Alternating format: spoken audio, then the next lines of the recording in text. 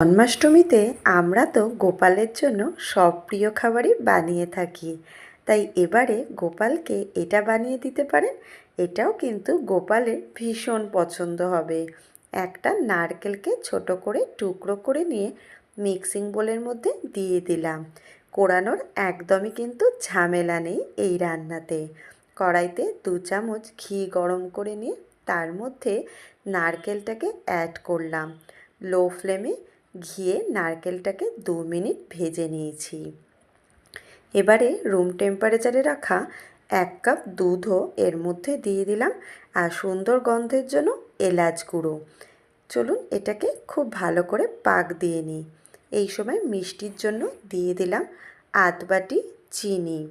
ততক্ষণ পর্যন্ত পাক দেব যতক্ষণ না পর্যন্ত দুধটা খুব ভালো করে শুকিয়ে আসছে। দেখুন, কড়াই থেকে যখন নারকেলটা ছেড়ে যাবে তখনই বুঝতে পারবেন সুন্দর পাক দেওয়া হয়ে গেছে।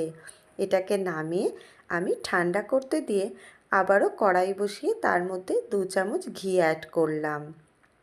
কিছু ড্রাই ফ্রুটস দিয়ে দিচ্ছি, আমন্ড কুচি, কাজু বাদাম, কিশমিশ আর চালমগজ 2 চামচ পোস্তদানা।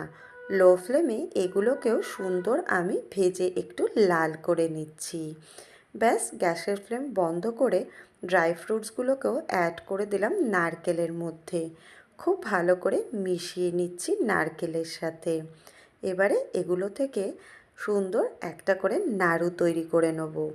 নারকেল নাড়ু তো আমরা গোপালকে প্রায় সময় দিয়ে থাকি, তবে এইভাবে দিলে কিন্তু গোপাল আমাদের আরও ভীষণ খুশি হবে। তাই বাড়িতে আপনারা অবশ্যই ট্রাই করবেন আর গোপালকে নিবেদন করবেন। কেমন হয়েছে রেসিপিটা আমাকে কমেন্টে জানাতে কিন্তু একদম ভুলবেন না।